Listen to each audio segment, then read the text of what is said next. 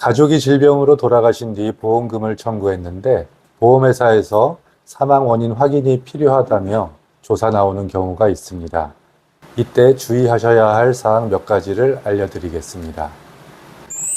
질병 사망에서 보험사가 가장 중요하게 보는 부분은 크게 세 가지입니다.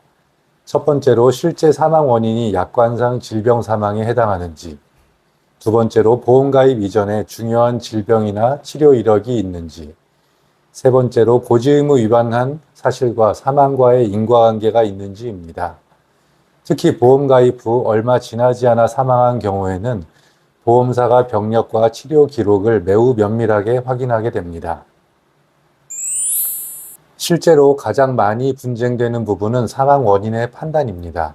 예를 들어 사망 진단서의 사망 원인이 심근경색이나 뇌출혈로 기재되어 있을 경우 보험사는 보험 가입 전 고혈압, 당뇨, 협심증 등의 병력을 이유로 가입 전 질환과 연관성을 문제 삼는 경우가 있습니다. 또 다른 예로 암 치료 중 사망하였지만 사망 진단서의 사망 원인이 폐렴, 폐혈증으로 기재되어 있을 경우 보험사는 직접 사망 원인이 폐렴이나 폐혈증이라고 주장하면서 암 사망 보험금 지급을 거절하는 경우도 있습니다.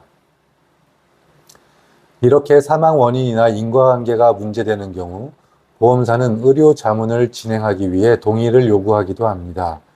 의료 자문은 종합병원급 이상에 근무하는 제3의 전문의를 선정하여 그 의사의 의견을 듣는 절차입니다.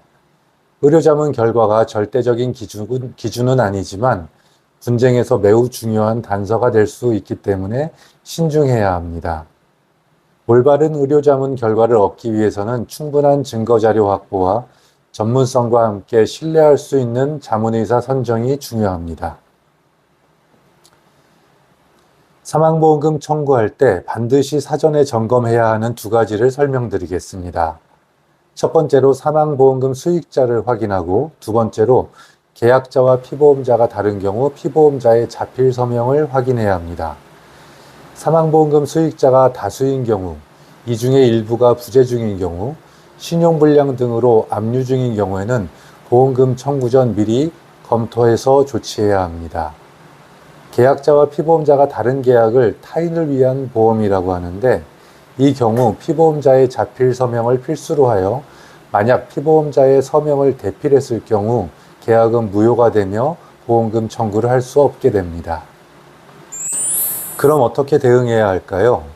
첫 번째로 보험금 청구 전 사망 진단서와 의무 기록을 먼저 정확히 확인하고 보험 가입 전 병력과 사망과의 인과관계를 검토하고 보험 수익자와 자필 서명을 점검해야 합니다. 질병 사망은 단순히 사망했다는 사실만으로 끝나는 문제가 아니라 사망 원인과 가입 전 병력 등의 검토가 필요하기 때문에 경험 있는 손해사정사는 이 부분을 구조적으로 분석해서 대응해야 합니다.